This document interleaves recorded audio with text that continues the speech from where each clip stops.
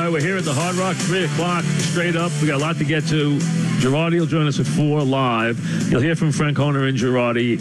We're here the pregame at 6:30. Weather permitting, and it looks like they'll get a window to play tonight. Might not be right at 7:30, but they will play. I don't think there's any question. This evening, Bauer against Severino. The Giants, the other story, 0-5 for just the 5th time. The other 4 times that they were 0-5, they finished 3-11, 6-10, 6-9, and 7-9. So they're 0-5. Obviously, Beckham out for the season. He's going to have surgery, so he's now gone. They are banged up at wide receiver. They're going to have to bring wide receivers in off the street. They're banged up on the offensive line, although Fluke went in and played well yesterday, so that, at least especially blocking in the running game. Eli even got banged around yesterday as they get ready to go to Denver, which is a terrible place for them to be going. I mean, they almost couldn't pick a worse place to go on a Sunday night. Here's the couple of minutes of the head coach as he met the media today. Let's listen. Start with yesterday's ball game. Defensively, thought we played well at times, especially early in the ball game. We had 5 3-and-outs in the first half. We had a safety and an INT in the red zone. What we need to work on, our tackling improved, but we're not where we want to be just yet, and getting off the field on 3rd down in the second half. Offensively, started faster than we had previously, but we did leave some points on the board. Got the running game going, and everyone had a hand in it, whether it was O-line, tight ends, the backs ran hard. Thought the perimeter blocked well, and the quarterback kept us in the good looks. We overcame injuries in the second half and put a couple touchdowns on the board with only 2 healthy receivers out there available to us. We need to work on, we got to get our pass protection back on track. We got to take care of the Duke better, and we have to eliminate the penalties that cost us. Special teams, I thought PAT field goal block. We had some good hard rushes out there. In the punt game, our plus area downing was a positive. 2 inside the 5, 1 in the 10, 1 inside the 15. In our punt return, our perimeter blocking improved. We took a step there, averaged 12.7 on average on a return. We need to work on our kickoff coverage squeeze and our kickoff return, our football position, and delivering a blow. Where do we go from here? We're all disappointed and irritated to be where we are right now. No one thought we'd be sitting here like this in this position. I'm going to say, I said it once, I'm going to say it again. I believe in this group of players and coaches and what this team could be. We're not there yet, but we owe it to each other and the organization to handle ourselves with class, prepare well this week, and give us a chance to win the ball game on Sunday night. With that, we'll open it up. Ben, have you had a chance to speak to Odell and sort of how's he doing? Obviously, that was a pretty serious injury. I spoke to him after the game. It's a sad situation. Is it fair to say his season is over at this point? Yes. How do you fill that void, or try and fill that void? Obviously, it's a pretty big void that you have there. Yeah, we have a bunch of guys who were nicked up in the ball game. It's a receiver spot, and we have some guys on the practice squad and some guys on the roster that we just we bump them up and we give them opportunities. Next man up. They're well deserved of opportunities. You hate to see it like this, but it's a part of the game. Ben, are there any long-term worries about Odell and his health and whether he can make a full recovery from this or not? I didn't get into any of that. That's unknown at this point. Ben, you said to start that you guys have to carry yourselves with class and you owe it to the organization. Does the goal of this season have to change? And it's the simple point is just to kind of keep this thing together as a team and represent the organization yourself well, I presume. Yeah, well, we just need to, like I said earlier, we owe it to each other. We put a lot of work and a lot of time and a lot of effort into this thing, and we owe it to the organization to handle ourselves with class and go prepare well this week and give us a chance to win the game. Ben, after the game yesterday, Eli Apple said, it's not just one guy, it's the whole culture, it's everything. We've got to fix it. What is your reaction to the whole culture part of that comment? I'm not sure what you're referring to. What was the question about that he was asked? he was asked about being benched, and he ended up saying it's not just one guy, it's the whole culture, it's everything. We've got to fix that. Do you think you have a problem with the culture? I think we're in a slump right now, and we got to get back to work, make sure we're holding each other and ourselves accountable, and the standards can't drop. The standards got to stay high, and we got to figure out a way to close these games in the fourth quarter with wins. All right, there is a second-year coach who is completely lost. He has no idea which end is up, which is, listen, it's what you would expect right now. He's not been through this.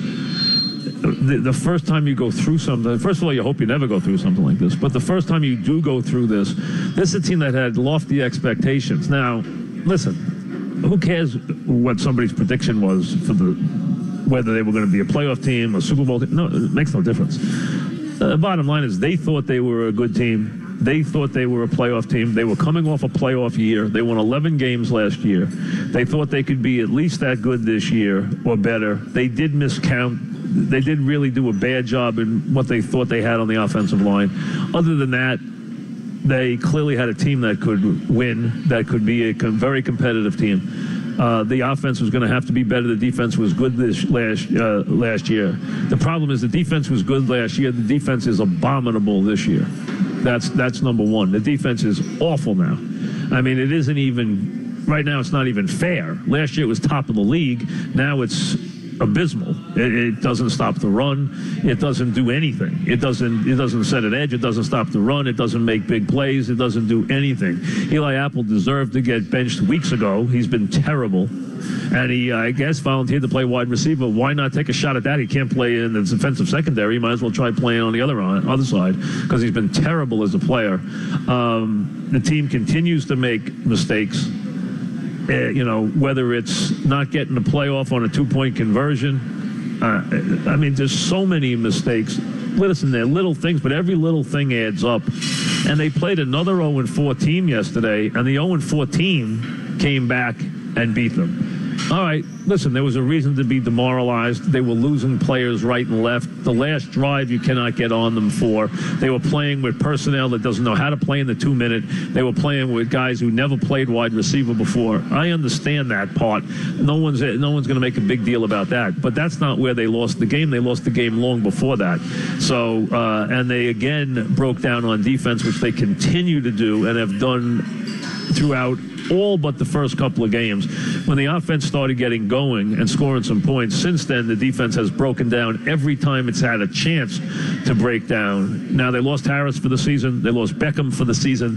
They have numerous injuries. They are 0-5. They're going to Denver unless they pull off an enormous upset against a team that is very hard to beat in their building on a Sunday night in one of the most raucous places to play with that pass rush and that secondary. You don't know how the Giant offense would even have a chance to compete, as they bring wide receivers in off the street. This is a desperate situation. The Giants don't know how to deal with this. A Giants season is defined this way. A good season is a season where they play meaningful games late in December. Doesn't matter if they go to the playoffs or win the Super Bowl. A meaningful season for them, a season they can live with, is one where they play meaningful games in late December. This team will not play a meaningful game as far as the standings go for 11 weeks. I mean, it's hard to fathom that on the first week in October your season's over, but it is. People are already talking about, and they will continue to talk about now, the idea of putting another quarterback in, which to me, unless you think you have the future here, makes no sense. If you're a Giant fan, are you now going to start to say, wow, I hope we can go get Sam Darnold? I understand why you'd think that. Why not? If you could be the Giants and give up a season to get your next quarterback for the next 12 years, you would like that. I have no problem with that if that was your thinking. But the Giants aren't going to try to not win games. They're going to try to win games as much as they possibly can. And if you notice, on seasons where they've opened when they opened 0-9 in 76, they went 3-11. In 79, they opened 0-5 and went 6-10. 87 was the strike year. That year they opened 0-3, and then the 3 strike games counted, and they didn't think they would count, and their season was blown up. They were a very good team that went 6-3 the rest of the way, but it didn't matter, and they went 6-9. And then in 2013, remember, they went 0-6, and then went 6 and then got to 6-6, and then lost the 3 of their last 4 and wound up going 7-9. So they have rebounded where they've, at least in 3 of those years, they have wound up winning 6 or 7 games. I don't think that's even remotely possible for this team this year. I think this is going to look a lot more like, 4-12 at best. They'll win a couple of games. They definitely will. And if Eli's playing, they'll definitely win games. And they'll get things, and they'll be a little different. They're going to feature the tight end dramatically now. He's going to catch a tremendous amount of balls the rest of the season. He's going to be a very big player for them. Goldman and the new tight end is going to, the first-round pick at Ole Miss is going to be a very big player here. No question about it. That's going to be, goes without saying. They're going to go get some wide receivers who can at least, run routes. They have a couple of young guys they can use. It doesn't matter. Now, maybe they're going to have a pitiful season as far as the record, and then they can think about drafting a quarterback and in the next couple of years having him, whenever Eli's done, replace it. But first, what you're going to watch is how they handle themselves, how this head coach handles the team when all is lost in a season that was supposed to be a good season. This was supposed to be a playoff year. This was supposed to be a year where they could really compete. And now it falls apart at 0-5. And when it does, it is just something that is not like any other sport for this reason. Players who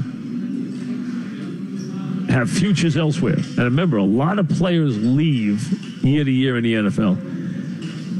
On one side and one place, they are told, listen, every play you play in the NFL is a video resume. So if you want to get another job, if you want to make money on a free agent contract, you realize that every play is videotaped, and they're going to look at every one of those plays when they decide whether they sign you. So you better go out and compete for that reason, if not anything else. If not team, if not pride, if not loyalty. From a business standpoint, that's your video resume. And that works for players. But the other side of it is a lot of players who don't want to get hurt. And that becomes their premium thought process is, I don't want to get hurt. I want to move on to my next contract, my next year. When that starts to permeate a room, when there's no collective thought inside a football team, the team becomes a very dangerous place.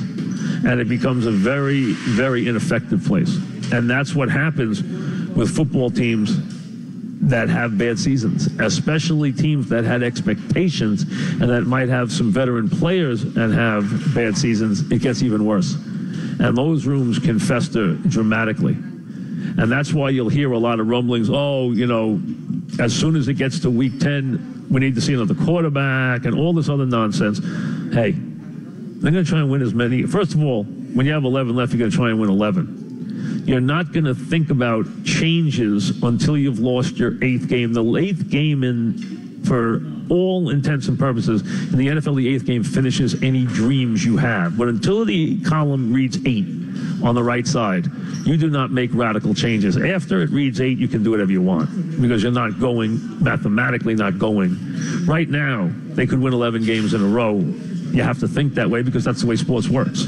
But as soon as they register 3 more losses, and they will quickly if you look at their schedule, they will register them rather quickly. The schedule is brutal. When you look at it from a standpoint, and especially looking at how these teams in the NFC East are playing, you realize those games are going to be very hard games to win. Add in trips to places like Denver.